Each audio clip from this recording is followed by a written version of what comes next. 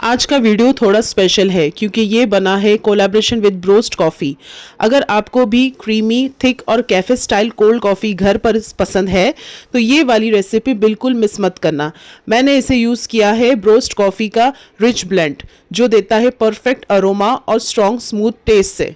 तो चले एक मज़ेदार सी रेसिपी बनाएंगे कोल्ड कॉफ़ी। तो यहाँ लेना है आपको ब्लेंडर, और यहाँ पे मैं डाल रही हूँ चॉकलेट आइसक्रीम और वनीला आइसक्रीम। साथ में यहाँ पे डाल रही हूँ क्रीम और दूध। ये तमाम चीज़ों के साथ में जाएगा ये ब्रोस्ट कॉफ़ी।